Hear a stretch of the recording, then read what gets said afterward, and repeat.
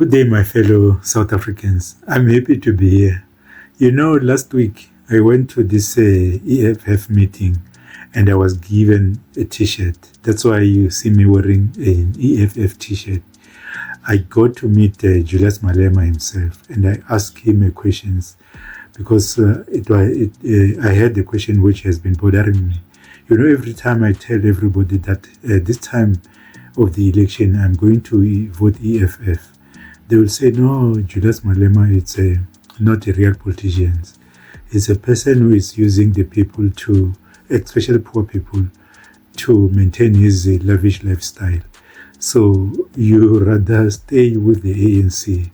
EFF is not going to rescue you in this kind of a problem we're having. And especially white people and also middle class people, they don't like voting for the EFF because there's this thing that the EFF, it's a political party for the marginalized, the poor, especially people in townships where it's easy to follow Julius Malema because they say it's a cult leader, not a real leader. But attending this meeting, because they're calling these meetings town hall meetings where they speak with a small crowd of people where you can ask questions. I found it very appealing, He was able to address my question directly. I could see through him that, no, he's an honest guy. What he says, he's going to do them. I can tell you, if you start following Julius Malema closely, you will realize that amongst the political leaders is one person who is fighting for black people, especially those people who are poor, marginalized, EFF is one political party. If they can get into power, they are going to improve the lives of the South Africans and also Africa at large. I can tell you, if you begin to follow them, ask questions, read their manifesto, read their, especially their 7 cardinal pillars, you will see that those cardinal pillars are meant to change the economic landscape of South Africa. I can tell you, most white people, when they say Julius Malema is going to destroy the economy of this country, what they don't want to tell you is that they're trying to prevent the majority of this country, especially black people, to come closer to enjoy the privileges which they are currently enjoying. So they are succeeding in instilling these things, fear in people's mind, especially black people.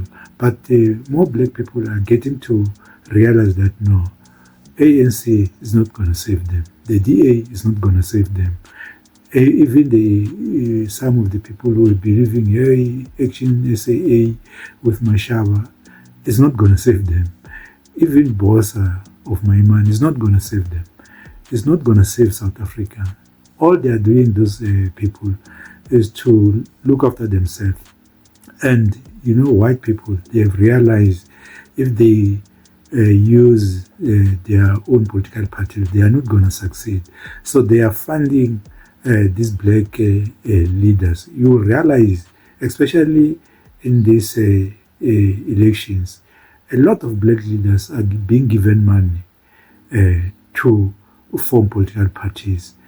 Why, if they are interested in this multi-party democracy, these white people with money, why are they not donating this money into that fund where all political parties will be given money to use the money for the benefit of everyone? But they go to this political party leaders or leaders, black leaders, who they think they are going to control. They say this one they are going to control, and they start funding that person so that the status quo remains. I've realized that, when you look closely to the EFF's manifesto, EFF's composition, you'll see that they are for the black people. That's why many white people who want to continue oppressing black people, they don't like the EFF, because what they're talking is threatening their privileges. I'm saying start looking closely to what I'm telling you, and also look around, look for the EFF. Forget about what the other people, the media is telling you. Start scrutinizing all EFF leaders. You will realize that no, they are for black people.